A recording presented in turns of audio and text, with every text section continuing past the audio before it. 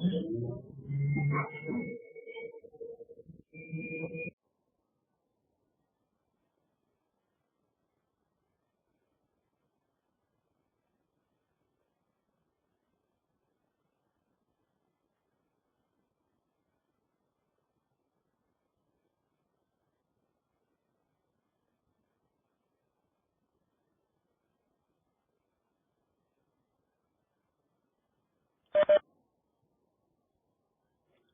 everyone, I hope you can hear me.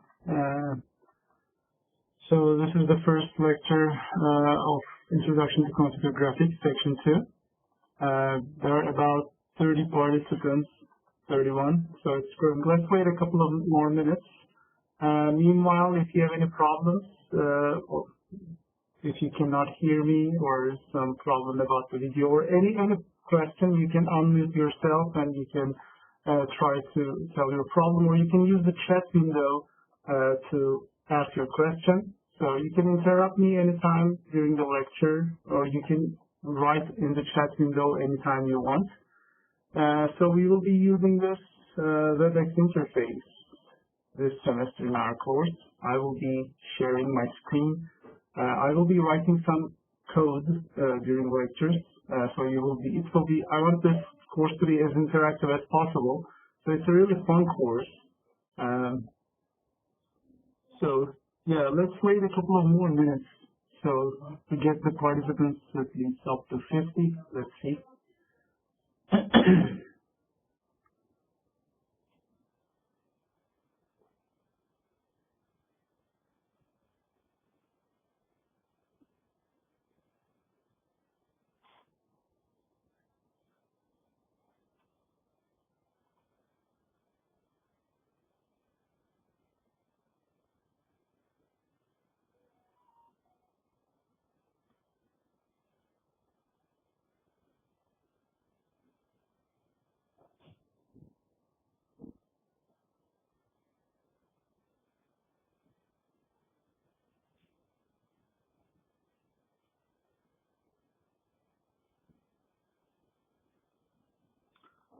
Okay, let's start. Actually, yeah, the participants. Oh, so somebody cannot hear my voice, or maybe I wasn't talking. Can you hear me now? So let me see. I'm not muted. Okay, perfect. Thank you so much. Okay, yeah. So we'll be able to use the chat window effectively, so you can hear me.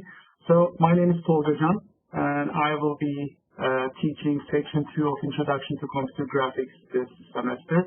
And I will be recording these lecture sessions, and I will be uploading them on YouTube, unlisted, so you'll be able to watch them later. This is the first time experience for me as well, using WebEx. Last semester, at the end of last semester, I basically did asynchronous video recordings and uploaded them on Google Drive. This is the first time I'm doing synchronous lectures with this many participants. I hope we don't have any problems. There may be some network connection problems from time to time. I hope it will not be that many, but we will be able to use the chat window. So during the lectures, you can interrupt me anytime. You can unmute yourself, ask a question, just like as if we're in classroom. You can just unmute yourself, just say, I have a question, and interrupt. Don't hesitate to interrupt me. You can interrupt me anytime. And you can also use the chat window if you want to ask your questions. I will try to look at the chat window from time to time. I may not get back to you as soon as possible, as soon as you write it, but when I see the chat window, I will try to respond as soon as possible. So as I said, I will be sharing my screen with you, and sometimes we'll be using PowerPoint, sometimes GIMP. I will be using drawing something on the board here from trees. So my drawing is really bad. If this was on the board in class, it will be this bad as well. All right, so it doesn't matter that I'm using a tablet or a mouse. So I don't have good drawing, but I will be able to try to draw the screen, the window that we try to visualize things an eye and shoot rays from this eye to this window. So yeah, believe me, if I drew this on the board in classroom, it will also look like this. All right. So let me undo these. So this is and I will also, if I have some figures that are worth sharing, I will also share them with you on the class. So today, in our 45 minutes of lecture, I will talk about syllabus-related material, what this course is about, what you will be learning at the end of this course, and how many midterms, final exams, percentages, how you're going to be doing the homework in pairs, for example, what the homeworks are going to be about. I'm going to talk about these things. And I'm also going to try to motivate you for this course, as this is really a fun course, because I've been teaching computer graphics for about 15 years now. I'm not doing research in computer graphics. This is like a hobby for me. I like computer graphics. This is not my main research area. Actually, in my undergrad, and actually also in my master's degree here, I started my master's here in Austria in 1998. In the 2 years between 1998 and 2000, I started doing my master's thesis on computer graphics, but I did not follow on that. So then I moved to bioinformatics. But the connection to bioinformatics was again through computer graphics actually. It was visualization of protein structures that led me to the more interesting problems in molecular. But yeah, anyway, computer graphics is really fun. And this semester we are going to learn some techniques which is going to help us visualize virtual worlds. We'll be focusing on three-dimensional computer graphics mainly. Three-dimensional computer graphics meaning that what you're viewing will be three-dimensional virtual worlds. Our output will not be three-dimensional. Actually, it could be. We could actually we could generate stereo images and use virtual reality headsets to have this 3D view, but we will not be generating 3D data in general. So what computer graphics is, a computer graphics application is just, it gets an input, a virtual world, which could be designed by, which could actually represent a real world. For example, it could be some city, or it could be totally, completely virtual. And in this virtual world, that you have imagined, for example, what you could do is, the computer graphics application generates images of this 3D virtual world. So it actually allows you to see, to have an eye on this virtual world. Because when I say a virtual world, the way you say that, for example, it's just going to be some digital, some numbers. You will not be, computer graphics allows you to see virtual worlds. Okay, so you will get three-dimensional virtual world input in some kind of format. You're going to see there are different formats for this. And then we will run a program on an algorithm. This is what we will learn in this semester. The algorithm's output will be a 2D image. Just as our eyes, retina, actually, when we see the real world, our goal will be to simulate the real world in a sense. Our eyes, how do we see the real world? We have a pair of eyes, and there's a retina, actually, and images formed. Our eyes are just like cameras that you take pictures, that you take photographs. So, in the retina, a 2D image is formed, and since this 2D image is formed very frequently, it's formed in a continuous manner, so we see moving images. When we generate too many images in a very fast manner, you perceive it as smooth and moving images. So this is what we're going to do in this course. We're going to learn two different algorithms for the same purpose. Get a three-dimensional virtual world, run this algorithm on it, and it will generate an image, a photograph of this virtual world. For this, we will learn how to simulate lights interaction with objects, because without light, even if there's a virtual world, for example, without light there will be no image.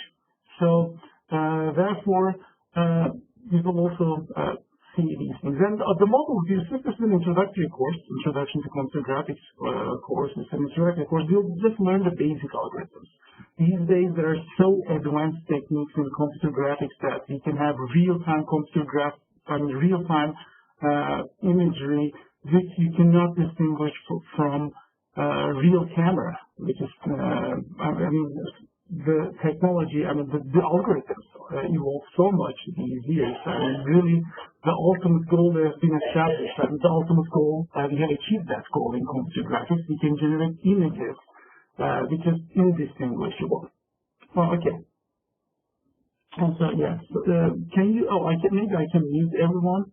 If you didn't mute, I think now everybody is muted. If you forgot to mute your microphone, please mute your microphones. But if you want to ask a question, feel free to unmute yourself and just ask your question. You can interrupt me anytime. Okay. All right. So the first algorithm. So let's start the slides. Okay. I think you can. These are large enough. I can actually. I'm just afraid what will happen if I do full screen. Let's do that. Yeah, nothing that happens. I think you can see the whole screen in full screen. So I already explained what computer graphics is. Computer graphics is used. It's the main technology used in games. There's 2D graphics in which you can generate 2D images of 2D worlds. When I say 2D computer graphics, it doesn't mean the output is 2D. The output is always 2D. In computer graphics, our output will be images. And if we generate those images fast enough, as I said, it will be if I generate, let me just close the door.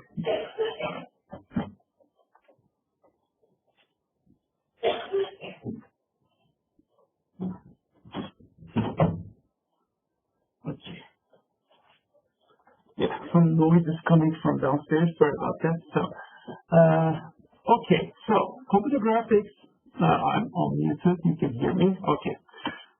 So, yeah, the input determines actually whether it's 2D computer graphics or 3D computer graphics. And our focus will be on 3D computer graphics. So we'll be dealing with three-dimensional representation of three-dimensional worlds.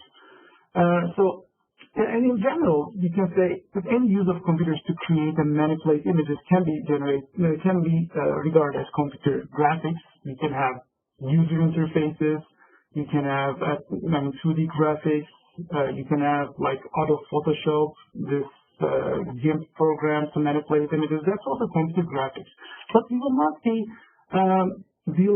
focusing on this. In the context of this course, computer graphics will be the technology behind those three-dimensional, generating images of those three-dimensional worlds. How you can generate movies, the CGI movies, for example, or games, or scientific visualization. If you have three-dimensional data and you want to generate images of it by having a virtual camera in that pointing somewhere in that virtual world, you will.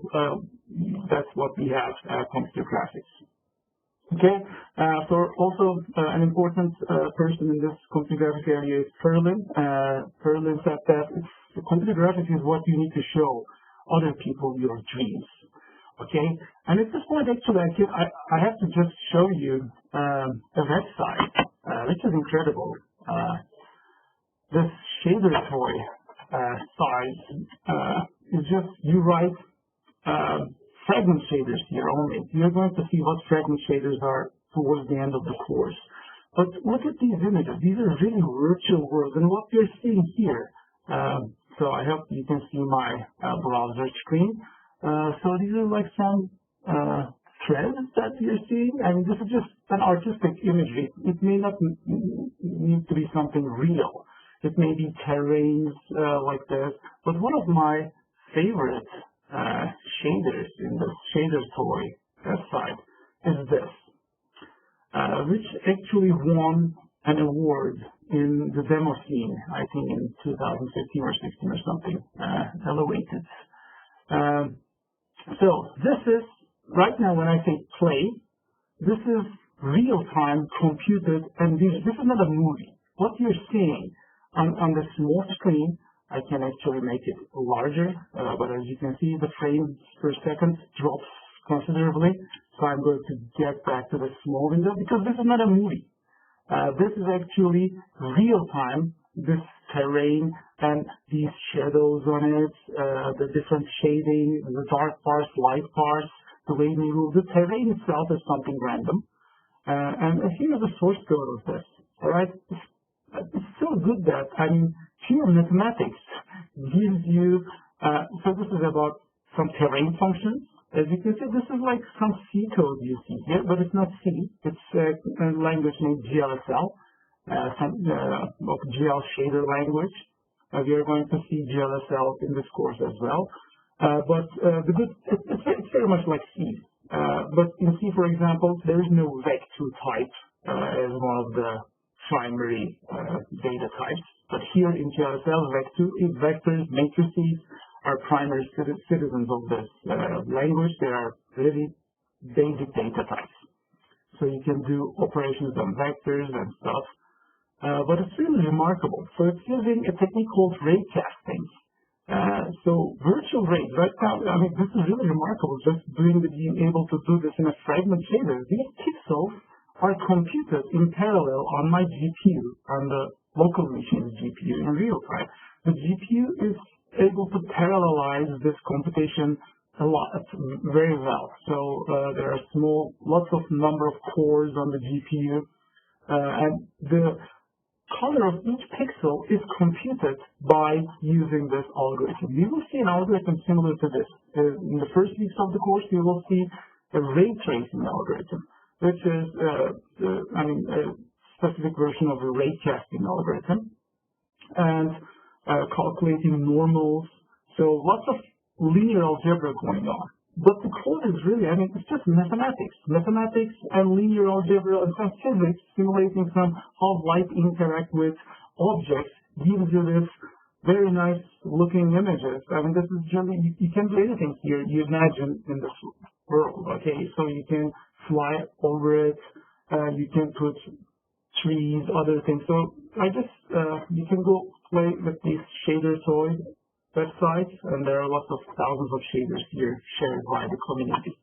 Okay, so this is what computer graphics is. Here, the 3D world, we see a 3D world here, it's random. The terrain is not real. This is some randomly generated terrain. And the output of this, as you can see, are images. You see, it's like a movie, but a movie is nothing but 60 images per second. Right now, we are seeing this algorithm is generating 60 of these images per second, and therefore we perceive it as smooth. So that's so you can check the source code if you're interested in as well. All right, so let's get back to. Let me also stop this because it will keep running and spending some GPU time. Okay, I just pause it, right? And actually, you can, in real time, you can change the code here. And by changing the code, for example, I think this is the main image code, for example, you can zoom in, zoom out. I mean, since it's real time, as you change the code here, the new updated code will be loaded onto the GPU, and this code will be executed in real time. So you can do modifications and see the changes on the image, and so it's a very good place to, it's really just like a good toy to play with these shaders. All right, so this is way ahead of the course, okay? At the maybe 12th week, we are going to learn about these programmable shaders. Now, let's get back to the slides. All right, so we have talked about what computer graphics is. There's lots of math, physics, and coding. This is computer graphics involves all of this, and it also involves lots of artistry, right? So you have to be really an artist to think about these different virtual worlds. There's also realistic rendering in which we try to have visualization of real-world scenes like Google Maps, the 3D Google Maps, for example. There are buildings that are real. You have images of those buildings. You texture map those images onto three-dimensional objects, and which help you to also virtually visit different cities that you cannot go in real life. There are different subfields. Modeling is the process of creating those virtual worlds. Sometimes, in the Shader 2 example we have seen, the modeling was called procedural modeling. There were no specific explicit modeling step involved in this graphics application that you see. What I'm saying is that there is no terrain model that is beforehand designed and created and saved. In real time, we have seen a procedural way to generate those terrain, this terrain in a randomized manner. But sometimes modeling involves stages in which you create a character, a three-dimensional character, and you, just like a sculptor, you model it by using tools like Blender, Maya. So there are these three-dimensional or 3D Studio Max that are modeling tools which help you create your virtual worlds. So this is basically, in terms of, if you speak in terms of the game design or lingo, this is like the level design or character design. This is modeling. And rendering is the term that is used to generate an image of this virtual world. So we will be focusing on this rendering step. Rendering is basically taking an image, taking a snapshot of that 3D virtual world. And animation is creating some dynamics. Okay, you may have modeled a virtual world or some characters, but they're static. When you take a photograph, that photograph is also static. So what's an animation? We also have a course on computer animation offered in our department, but we haven't offered it in quite a while now. I think last time I offered it was more than 10 years ago. But it's also a really nice course. I think, or maybe also Yusuf Hocam may offer that course as well. But it's about how to have some dynamics in those scenes. The dynamics can be, for example, the camera may be moving. In the shaders, for example, we have seen the terrain. It was static. It was mountains. The mountains were not dynamic; they were static. But the camera was flying over the terrain. So the camera may be moving. Sometimes the characters are moving. Light sources are moving. So you need to have some dynamism, some dynamic things in the scene to have animation. And this is what animation is about. This course is not focusing on animation aspects or modeling aspects. We will be focusing on the rendering aspects, and we will see some nice computer science algorithms which solve this rendering problem. Yeah, so modeling, for example, look at this cow image. It's composed of quads. Quad, let me write in the chat box here. Yeah, can I write it? Yeah, I can write it here. So quad is the short acronym for quadrilateral, which means polygon with 4 sides, not necessarily a rectangle. Actually, what we see here are all like the rectangles, but at certain places, not all of them are rectangles. So this is by using some primitive shape, like quads, a rectangle, we can just splice them together, merge them together in such a way that so that we create a more complex three-dimensional model. Another very common object, primitive object that is used, three-dimensional object that is used to create these models is triangles. Okay, a triangle is used to generate very complex shapes. Usually, these surfaces could be generated automatically. This car, for example, could have been 3D scanned. There are 3D scanners which you can just scan three-dimensional objects by moving around it, and then it will give you some point clouds, and those point clouds could be triangulated later to generate a closed form three-dimensional mesh. The collection of these quads or triangles in such a complex shape in a closed form is called a mesh. Okay, so there's also a question, let me also answer it. So mesh is the composition of those triangles. Yes, actually, a very good question. The surfaces of the quads, are they curved or straight panels? Actually, they should not be curved. They should be, I mean, if you're using quads, they should really be polygonal objects, okay? But the quad, there is a problem. I mean, it will be, if not all the four vertices of the quads are on the same plane, that's a problem, right? I mean, they have to be on the same plane, but 3 points are on the same plane. If you put a fourth point, it's not necessarily on the same plane as those 3 points, so they will not represent a valid quad. A quadrilateral as a polygon is a polygonal shape is a planar. Therefore, the quads here, they should be planar, but they seem to be curved, right? I mean, the way the way we see the image, it seems like, so there's also, I'm not aware of this SMT problem, but yeah, there may be problems. For example, as you can see, what you see from this figure is that at some places, the quads are much larger than of the quads that are in different places. Because to represent curved regions in more detail, you need more quads. You need smaller and more quads to represent the curvature better in those regions. Okay? I haven't used quad models that much. Triangular meshes, I mean, triangles really, they strictly need to be planar. I mean, I don't know how they solve this problem in quads. I mean, when the fourth point is not on the same plane as the other 3 points, that's for me it's a problem. So that's a big restriction for quad models. So triangular meshes are more common, supported by many modeling tools.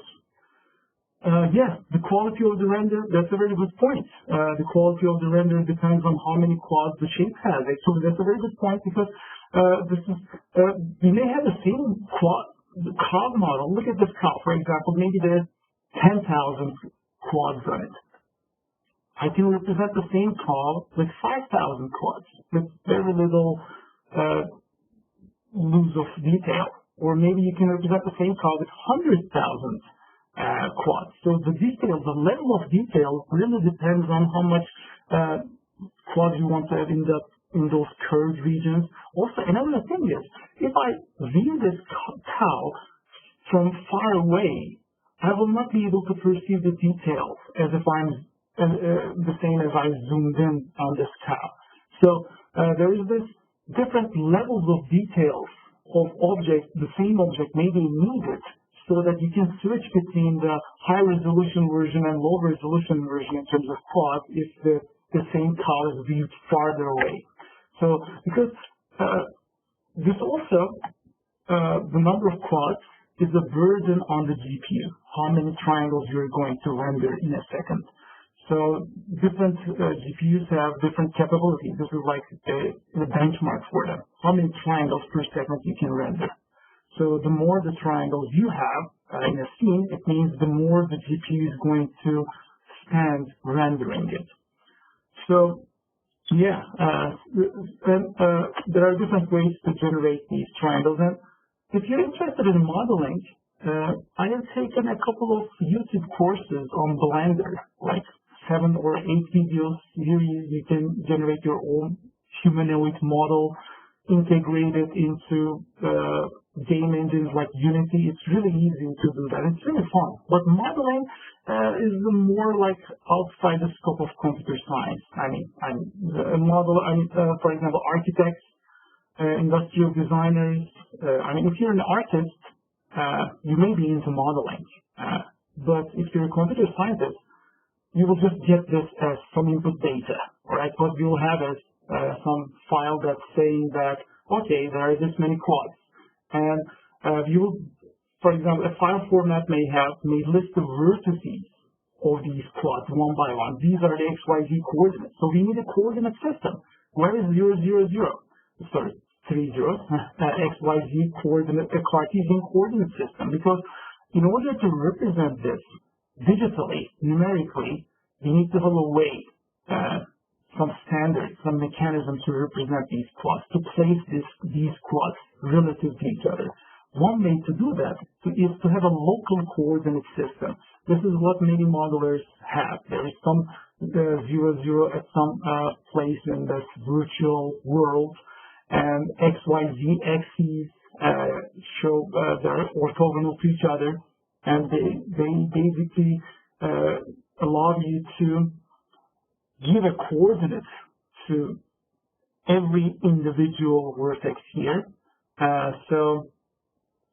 So this is how then if you save all these vertices and which vertices are connected to form quads, then we will be able to actually have this model. You can also have like other information like material properties. Some parts of the call are, for example, the horns. They are made up of different material. They may have different color. The body may be textured. So all these things should go into the model. Okay, so there is another question.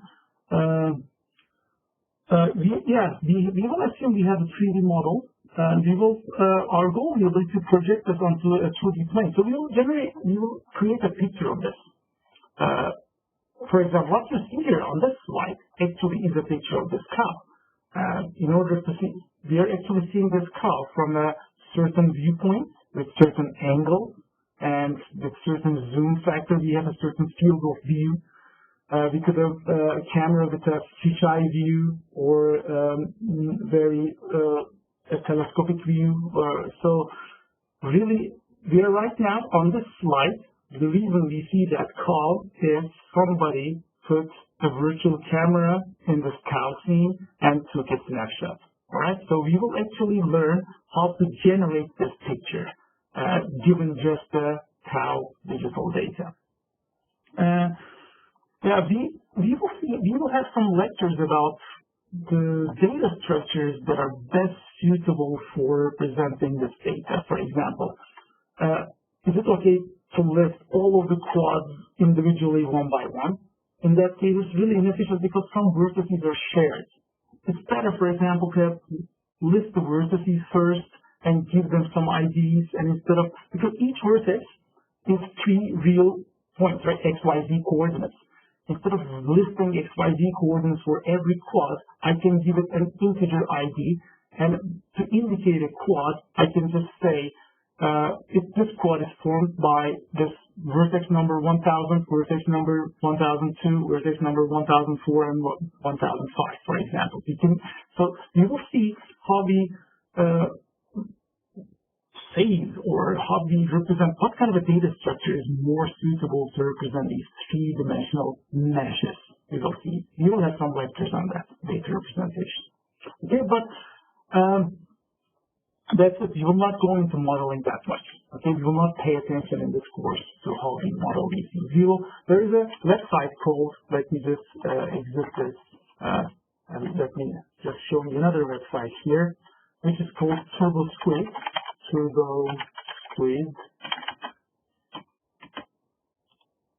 It's a really nice website I use to generate,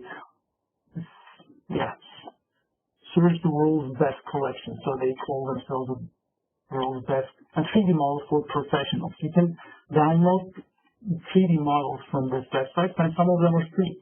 For example, if you're searching for a horse model, just type in horse.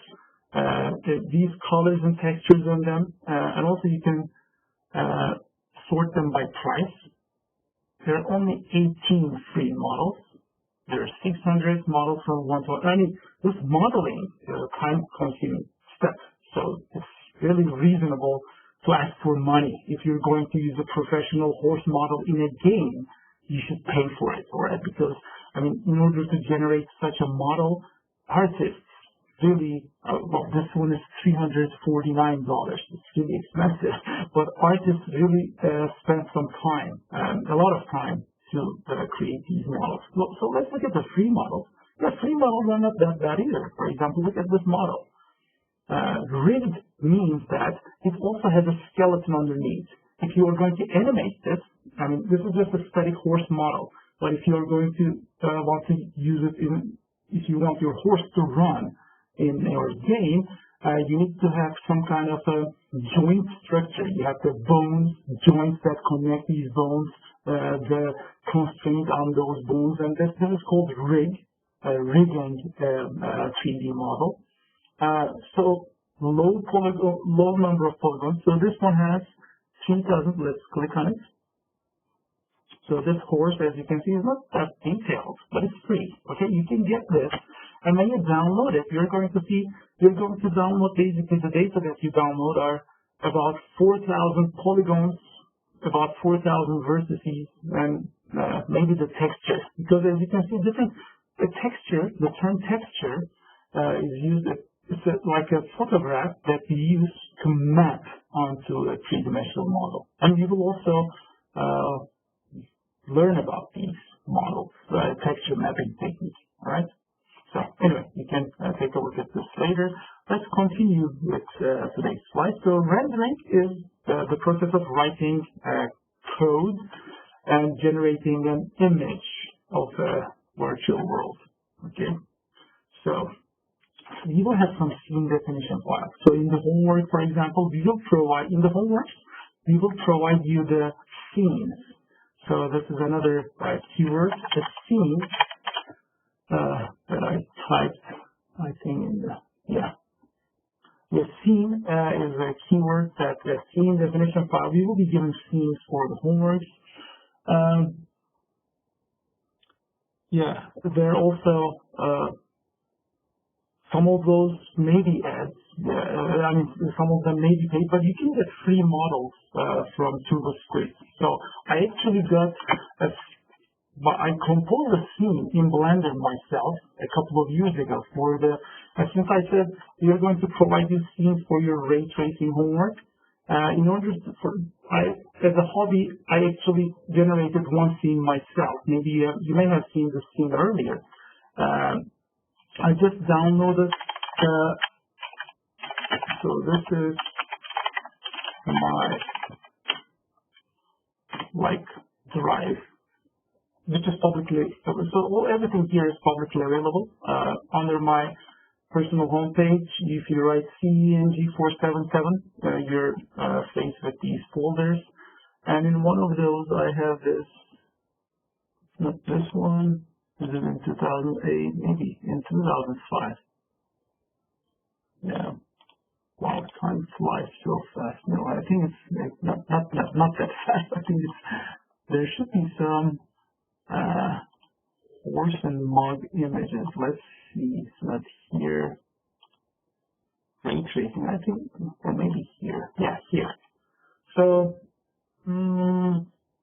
this is not ray trace, this is rasterized, so I want to see the horse and mug.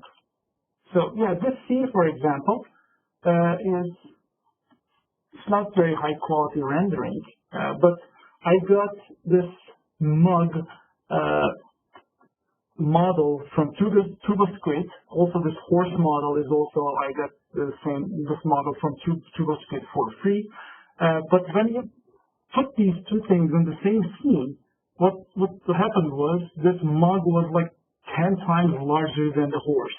Okay, so they have their own local coordinate system. When you download models from these websites, each model has their own coordinate system.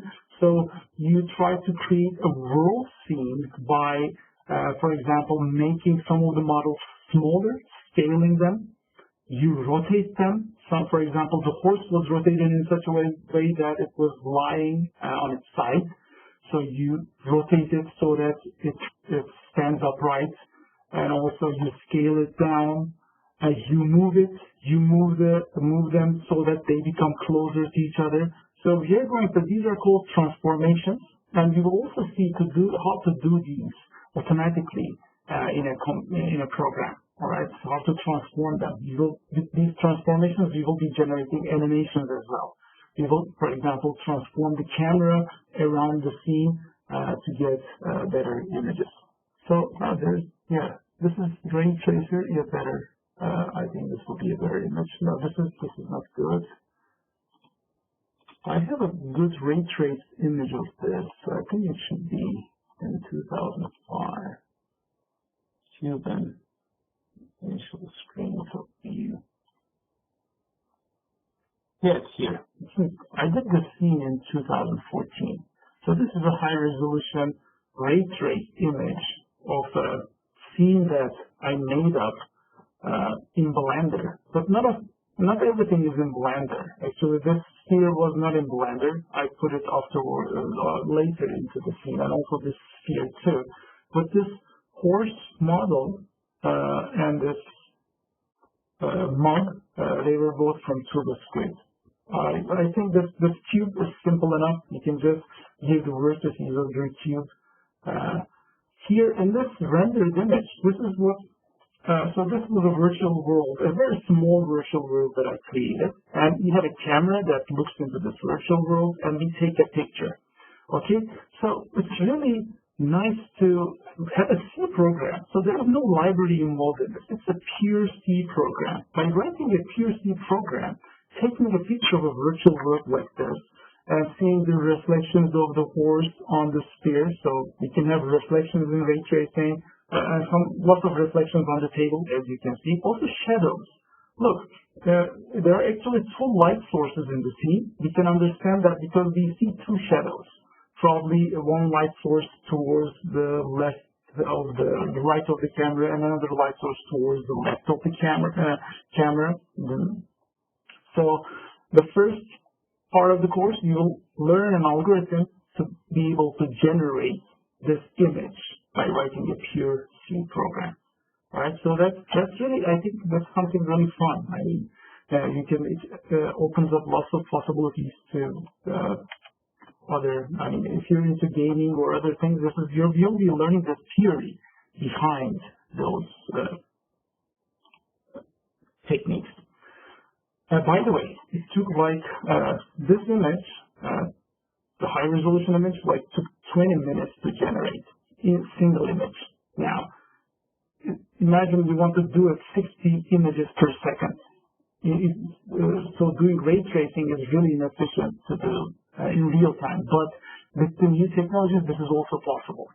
There are some graphics cards and some libraries that they have written on those graphics cards. They can generate real-time ray trace images, which are remarkable. Let me show you another video of those. So ray tracing, real-time, Star Wars. So if you're into Star Wars, this movie by ILM, XLab, Immersive Entertainment. So this movie is real time. It's not a recorded movie. I mean, this is a recorded movie, of course, you're watching it on YouTube, but it can be real time visualized. So this is no different than a real movie. Look at these models. I mean, we will not be needing real actors soon. I mean, everything will be virtual. So look at the reflections on the armor, of this captain or... So they go into the elevator, look at their shadows, reflections on it, and this can be in a real-time game. It can be part of a game in which you can interact with it real-time, this many frames per second. So this is the technology, as I said, has evolved so much that you can have real-time ray traced images. Okay, so let me stop this. All right. So we have about 5 minutes until the end of the course. So as I said, this was an introduction. Animation I talked about animation, and the ultimate goal is to generate images like this, which you cannot distinguish from real life imagery. That's called photorealistic rendering. The helpful tools for you to download. Actually, I will make a post about this on call, but the tools for the first part of the course, you will not be needing any tools. All right, you will just be writing C code or C++ code. I will come to the textbook. There are two textbooks. That's the important part. Actually, I don't want to leave it. I want to talk about that. So we have rendering farms. There are other applications of computer graphics. There is also something called non-photorealistic rendering.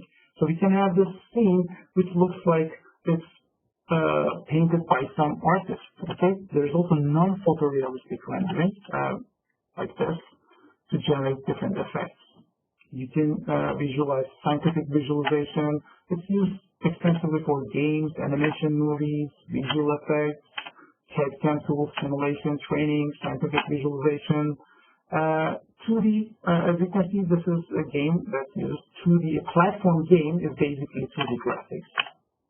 And in this course, we will be focusing on three-dimensional graphics. I will talk about this overall pipeline in the next lecture. Before the overall pipeline on these devices, I will also just go over the syllabus-related materials. So this is the textbook, which is also available on our course website. This syllabus-related information, the course textbook is not available on our course website, but the syllabus-related information is available on our course website, which is this. Let me type it here. So your teaching assistants for this semester are accurate. So this is an up-to-date information. Bilgin, Görkem, Emre, and Yusuf will be your teaching assistants. They will have some recitations about math, linear algebra, preliminary. When we start talking about OpenGL, we will do that. But right now, at this point, you don't need any tools or anything other than your C, C++ knowledge. All right. In the first month, we will be just learning an algorithm to generate that image writing the program. This is the textbook. I haven't read this textbook from cover to cover, but I have read this book from cover to cover, and it helped me a lot. When I first taught this course in 2006, as a student, I didn't read the book, but as a teacher, you have to make sure you know the subject before you teach it. So I read this book from cover to cover, and it helped me a lot. It's a really nicely written book. This computer graphics is OpenGL. It may not have the ray tracing. The first month topic that we will discuss may not be here in this book, but it's a really good book that talks about the other algorithm that we will learn about, which is called the forward rendering pipeline. So in this course, basically we will learn two algorithms. The first one, ray tracing. The second one, forward rendering pipeline. These algorithms, they're very different approaches to the same problem. Given a virtual world, how do you generate an image of it? There are really two different algorithms, and the whole course, most of the course, we will be learning these two algorithms. First part, ray tracing. Second part, forward rendering pipeline. And we will have 4 programming assignments. We increased the number of programming assignments because we dropped one of the midterms. We will not have 2 midterms this semester. So let's go here. This is the website. Also, don't forget to check our COW and news group page regularly. We may have announcements there. The important stuff is here. 1 midterm, 1 final, 30% each. 30%, 30%, 10% programming assignments, 10% each. And you will be able to do your programming assignment in pairs. You can do it with your friends, per group, 2 students per group. And we will learn and use OpenGL, a graphics library that implements the second algorithm. Forward rendering pipeline is implemented by this OpenGL library, which eases lots of things. But in the first part, ray tracing, we will not be using any library. And do you have any questions? I will go over the second part of the slide in which we talk about this pipeline, how do we generate a 2D image out of a 3D virtual world. I will start from slide 13 on our Thursday lecture. Yeah, good. So somebody has found the PDF of the book. I also have the PDF of the book. If you cannot find it, let me just send me an email and I will send the link to the book. All right. So that's it for today's lecture. Any questions? Anyone? Hocam soru sorabilir miyim? Yes, please. Image Processing, Introduction to Image Processing dersleri alacağım da sanırım ortak bir tek ders var. Çakışma durumu oluyor. Bu konuda bir şeyler değişecek mi acaba? Image Processing, I'm not aware of I mean, both sections, section 1 and 2? Introduction to Image Processing Fatoş Hoca veriyor, technical seçmeni. But does it clash with both sections of computer graphics? No.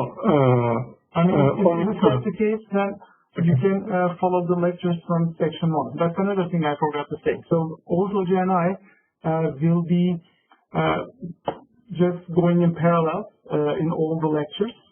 So it's okay. I mean, officially you may be registered in one section, but you can follow the lectures in the other section. It's okay, right? And you can, I mean, it's okay if you can, and if you can follow the lectures in section 1, that's fine by me. Okay, thank you, Hocam. Yeah. Thanks. The recorded videos, I will post them on YouTube, and I will put the links on call. Okay, so the links to the videos will be posted on call and on OTClass. Any other questions? All right. Thank you for attending the first meeting. See you all on Thursday. All right. Bye.